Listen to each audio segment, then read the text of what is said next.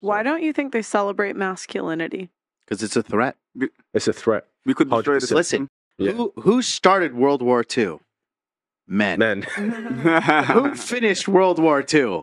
Men. Okay, Facts. we are the most useful, deadly force on this planet, and they're just trying to monopolize manhood. When you look at the government and all this bullshit they say about, like, you know, violence is not the answer, and don't do this, and violence is never the way. Who has a monopoly on violence in society? It's men. Yeah, 100%. If you don't pay your taxes, they'll drag you and lock you in a cell. If you don't follow the laws, they'll fucking kill you. Yeah. You know. So men are the ones. Men are, and probably you talk about studies all the time that you do, right? Men are the ones that are the most disagreeable in society. Oh yeah. You know what I mean? Men are the ones that always push back, and men are the ones who consistently lead revolutions. Like, please name one female-led revolution. I guess the feminism probody. That's not a revolution. No, that's not. Come on. I tried. You try. Feminism was funded by the CIA too. Feminism was funded by the CIA. You let that happen. Who enforces feminism? Men. That's the only way you can enforce it. Yes, let's go. You go. Yeah, man. Yeah. When was the first time you did something masculine and were shamed for it?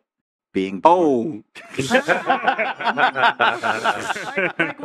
the first time either like a woman or like society, like you noticed like, wow, I can't do this, or maybe a girl shamed you? Like, what was the first time? You can give a perspective and be shamed. Okay.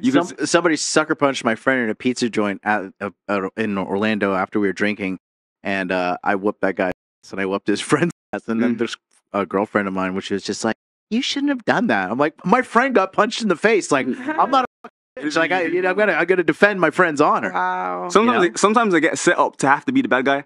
Like it could be a thing of, if I go for this way of doing it or the complete opposite of way of doing it, I still look like the bad guy regardless. Yeah. Like, I think that's just like, I think the reason why that gets put on us a lot more is because we're seen as the top heads of things.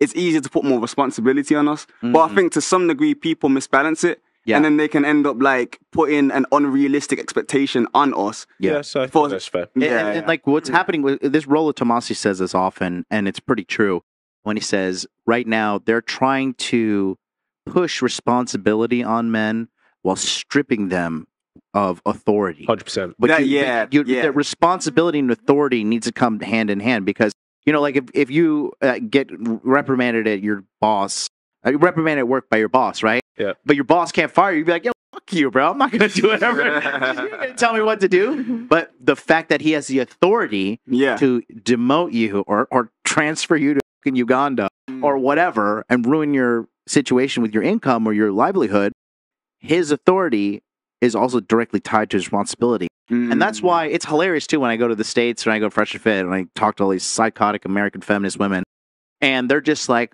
no matter what. It reminds me of the episode of Fresh Prince of Bel-Air when Will was in trouble, and they're like, "That's his family's motto: when in doubt, blame Will." It's like in American women: when in doubt, just blame men. Yeah. Like when have you ever heard? When have you ever heard an American woman or a woman in general be like, you know what? Things didn't work out with me and my ex, but let me first tell you the things that I did wrong. Never heard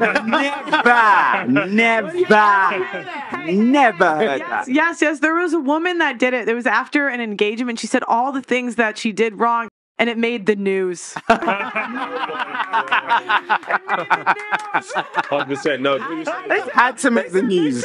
These are like women said she was the problem in a relationship. Front page of the New York Times: woman takes accountability. Wow. I think, John, you're right, though. You're right. That is a sight. On that, like, I think Andrew Tate said this: responsibility without authority is slavery. It is. Yeah. It is slavery. Yeah, it is slavery. Yep. And that's what they want. What you just said before about women taking accountability and stuff, I literally just got to the accountability stage the other day. I was like, you know what? 26 years, we got you there.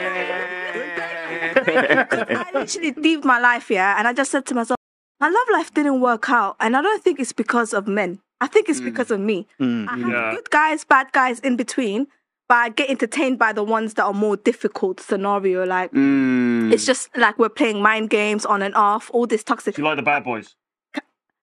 Yes. Kind of, but yes. I've changed myself. didn't want to say it? I didn't want to say it because it still hurts, but it's Yeah. like I've definitely entertained people that had red flags written all over them. Well, For no reason. But what do you? Okay, so do you? It's interesting when we take accountability.